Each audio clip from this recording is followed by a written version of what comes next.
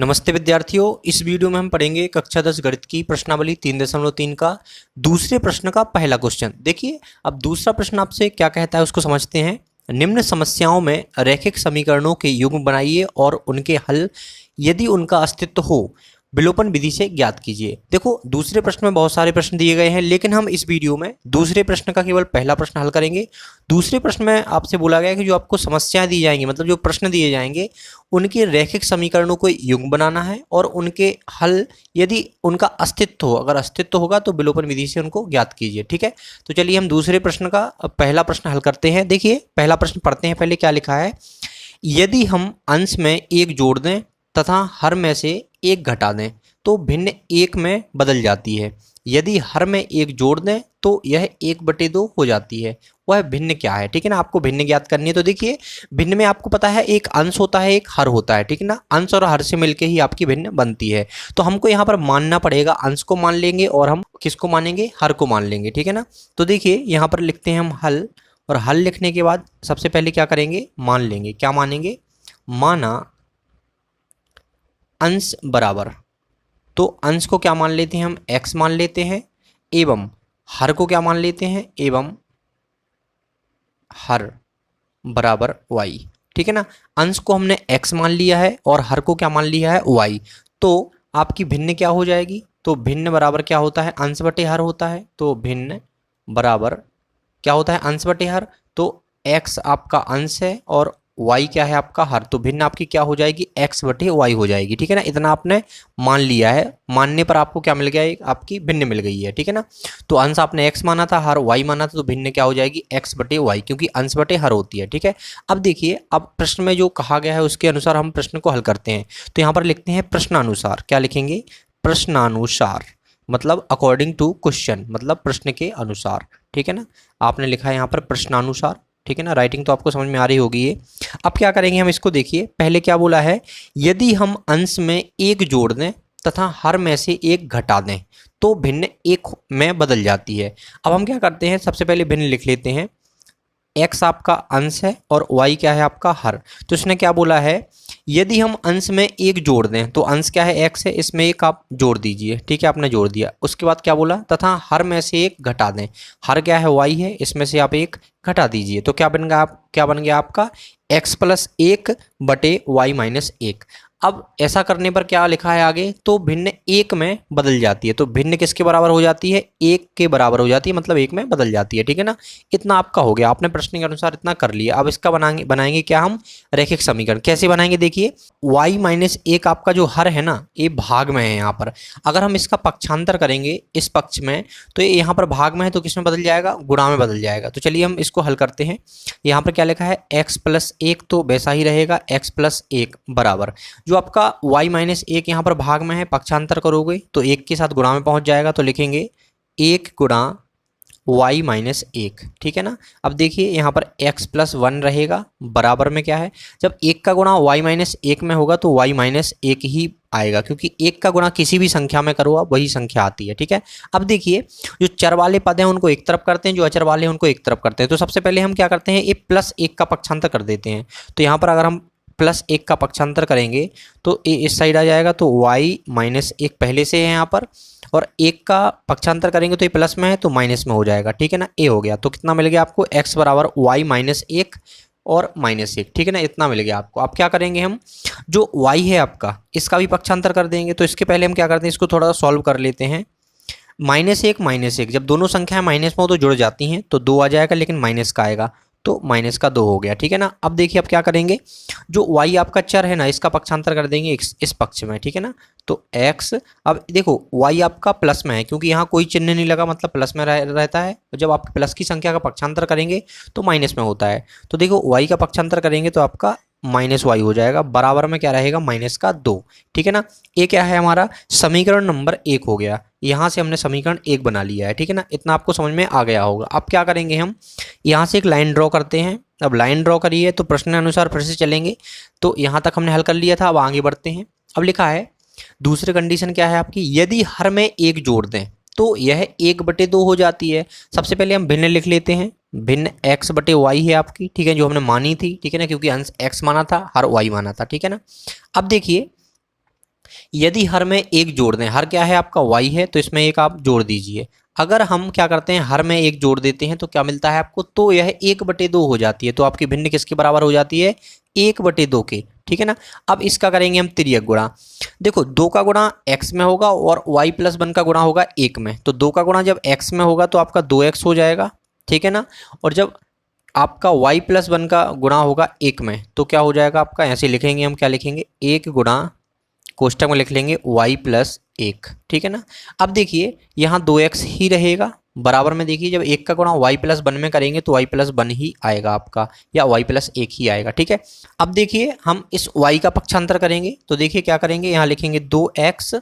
अब देखो y के साथ कुछ नहीं है, मतलब y प्लस में है, जब इसका पक्षांतर करेंगे तो माइनस में हो जाएगा। तो देखो यहाँ पर आएगा 2x - y, और इस साइड बचेगा आपका प्लस का 1। तो इस तरह से आपने समीकरण नंबर इसको 2 लिख लेंगे, ठीक है। तो आपको समीकरण 1 मिल गया, समीकरण 2 मिल गया। अब करेंगे हम इसको हल, किस विधि से, विलोपन विधि से, क्योंकि विलोपन विधि से हो जाएगा, ठीक है। तो देखिए सबसे पहले हम दोनों समीकरणों को लिख लेते हैं। सबसे पहला हमारा समीकरण क्या है, x - y बराबर -2, ठीक है ना। समीकरण नंबर क्या हो गया आपका, 1 हो गया। दूसरा क्या है आपका, 2x - y बराबर 1, ये समीकरण नंबर आपका 2 हो गया। अब क्या करेंगे, आपको पता है कि हम इसमें क्या है करेंगे, x वाले पदों को बराबर कर लेके चलते हैं, फिर इसको हम विलोपन विधि से हल करते हैं। लेकिन देखिए इसमें y वाला पद बराबर है, अगर आप चाहें तो y वाले पद को भी काट के इसको हल कर सकते हैं। लेकिन हम क्या करेंगे, अभी तक जितने भी हमने प्रश्न हल किए हैं विलोपन विधि से, उसमें हमने x वाले पदों को समान करके हल किया है, ठीक है ना। तो देखिए अब आप देखिए जो समीकरण नंबर 1 में x वाला पद है, इसके साथ x के साथ गुणा में क्या है, कुछ नहीं है, मतलब 1 मानेंगे। तो 1 का गुणा करेंगे हम समीकरण 2 में, 1 का गुणा समीकरण 2 में कर दिया। अब समीकरण 2 में देखिए जो आपका x वाला पद है वो क्या है, 2x है, मतलब x के साथ 2 गुणा में है। तो हम क्या करेंगे, समीकरण 1 में इस 2 का गुणा करेंगे, ठीक है ना। आपको मैं पहले बता चुका था कि जो x वाले पद में जो संख्या होती है गुणा में, उसका गुणा करेंगे हम, ठीक है ना। देखो पहले समीकरण में x के साथ कुछ नहीं था, मतलब 1 मानेंगे। तो जो x के साथ पहले समीकरण में गुणा में था उसका हमने समीकरण 2 में गुणा किया है। जो समीकरण 2 में x वाले के पद के साथ गुणा में जो संख्या रहेगी उसका हम गुणा करेंगे समीकरण 1 में, ठीक है ना। अब गुणा करने के बाद जो हमें समीकरण मिलेंगे वो समीकरण 3 और 4 मिलेंगे, ठीक है ना। तो हम यहाँ पे एक लाइन ड्रॉ करते हैं, क्योंकि यहाँ हम यहाँ सॉल्व करेंगे इसके बाद, ठीक है। तो देखिए जब हम 2 का गुणा करेंगे समीकरण 1 में तो पूरे में होगा। तो सबसे पहले 2 का गुणा x में करेंगे तो 2x हो जाएगा, ठीक है। फिर माइनस लगाएंगे, माइनस लगाया, फिर 2 का गुणा हम करेंगे y में तो 2y हो जाएगा, ठीक है। बराबर लिखेंगे, फिर 2 का गुणा करेंगे -2 में तो 2 दूनी 4, लेकिन माइनस का आएगा तो माइनस का 4 हो जाएगा, ठीक है। इतना हो गया, इस समीकरण नंबर आपका 3 हो जाएगा, ठीक है ना।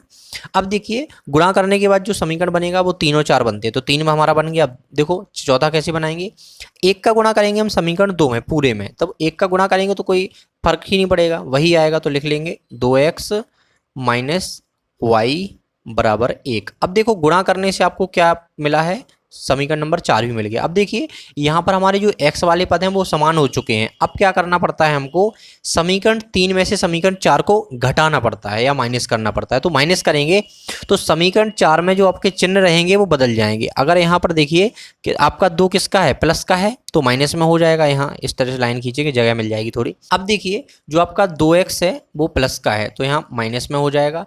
आपका जो y है वो माइनस का है तो यहाँ प्लस में हो जाएगा, और जो आपका 1 प्लस में है तो वो माइनस में हो जाएगा, ठीक है। अब इसको हम हल करते हैं। तो देखिए यहाँ पर 2x प्लस का है, a माइनस का है, तो जब 2x एक प्लस का हो एक माइनस का घट जाएगा तो 2x में से 2x जाएगा, कट जाएगा पूरा, मतलब ये विलोपित हो जाएगा, ठीक है ना। तो विलोपन विधि में एक आपका पद क्या होता है, विलुप्त हो जाता है। तो इस तरह से आपने 2x वाला पद विलुप्त कर दिया, ठीक है। अब देखिए अब यहाँ पर क्या है, 2y आपका माइनस में है और जो एक अकेला y है वो आपका प्लस में है। तो 2y जब एक माइनस में हो एक प्लस में हो तो क्या होगा, घटेगा। तो 2y में से एक y जाएगा तो एक y बचेगा, तो y लिख लेंगे, लेकिन किसका रहेगा, माइनस का, क्योंकि बड़ी जो संख्या होती है उसके साथ जो चिन्ह होता है वही चिन्ह लेते हैं। तो 2y बड़ा होता है तो 2y के साथ माइनस में है, माइनस है तो माइनस यहाँ पर आ जाएगा बराबर। यहाँ देखो माइनस का 4 है और माइनस का 1, जब दोनों संख्या माइनस की हो तो जुड़ जाएंगी। तो माइनस का 4 और माइनस का 1 कितना हो जाएगा, माइनस का 5 हो जाएगा, ठीक है। अब देखिए दोनों संख्याएं आपकी माइनस में है और दोनों बराबर में है, तो माइनस से माइनस कट जाएगा तो y बराबर कितना आएगा आपका, 5 आएगा, ठीक है। तो ये आपका y बराबर 5 निकल गया। अब क्या करेंगे हम, जो y का मान निकला है उसको समीकरण 1 में रखेंगे। समीकरण 1 कौन सा है आपका, a वाला या a वाला, ठीक है ना। तो लिखेंगे y का मान समीकरण 1 में रखने पर, जब हम y का मान समीकरण 1 में रखेंगे तो समीकरण 1 को पहले लिख लेंगे, क्या है आपका x माइनस वाई बराबर -2। ठीक है ना, ये आपका समीकरण कौन सा है, पहला वाला 1। अब इसमें y का मान रखेंगे तो लिखेंगे x माइनस वाई की जगह पे 5 रख देंगे, 5 बराबर -2। अब देखिए जो आपका अचर पद है माइनस का 5, इसको पक्षांतर कर देंगे, तो माइनस के 5 का जब पक्षांतर होगा तो प्लस का 5 हो जाएगा। ठीक है ना, इतना आया समझ में आपको। अब देखिए x बराबर, एक संख्या माइनस में हो एक प्लस में हो तो घट जाएगा, तो 5 में से 2 घटाएंगे तो 3 आएगा। ठीक है ना, और प्लस का आएगा क्योंकि 5 आपका प्लस का, जो बड़ी संख्या अगर जिस चिन्ह के साथ रहेगी उसी का चिन्ह लेते हैं। ठीक है ना, तो घट तो जाएगा लेकिन चिन्ह प्लस का आएगा क्योंकि 5 आपका प्लस का है। ठीक है, तो x का मान निकाल लिया 3 आ गया, y का मान निकाला तो 5 आया। अब देखिए आपने जो अंश माना था वो x माना था, हर माना था आपने y माना था, तो यहाँ पर लिखेंगे अतः अंश x, अंश को क्या माना था, x माना था, तो अंश बराबर कितना हो जाएगा आपका 3 हो जाएगा, अंश बराबर 3 हो गया। एवं यहाँ पर लिखेंगे, यहाँ पर अब देखिए हर लिखेंगे, हर को क्या माना था हमने, y माना था, तो कोष्टक में y लिख लेंगे, तो हर बराबर कितना हो जाएगा आपका, हर बराबर कितना था y बराबर कितना आया 5, तो हर कितना आ गया आपका 5 आ गया। अगर आपका अंश x बराबर 3 आ गया, हर y बराबर 5 आ गया, तो आपकी भिन्न जो बनेगी वो हम यहाँ पर लिख लेते हैं, तो लिखेंगे अतः भिन्न, भिन्न क्या माना था आपने, भिन्न को मान लिया था x बटे वाई, मतलब अंश बटे हर। ठीक है ना, तो कितना आ गया आपका, देखो x का मान कितना है आपका 3, मतलब अंश आपका 3 है, हर कितना है आपका y मतलब 5, तो आपकी भिन्न क्या आ गई 3/5 आ गई। इस तरह से आपको प्रश्न को हल करना था और आपने इस विलोपन विधि से इस प्रश्न को हल कर लिया बड़ी ही आसानी से। ठीक है ना, तो आशा करते हैं आपको वीडियो पसंद आई होगी। अगर आपको वीडियो पसंद आती है तो वीडियो को लाइक करें और हमारे चैनल को सब्सक्राइब करना ना भूलें। अगर आपके मन में कोई डाउट है या कहीं पर आपको समझ में नहीं आया तो आप हमें कमेंट कर सकते हैं।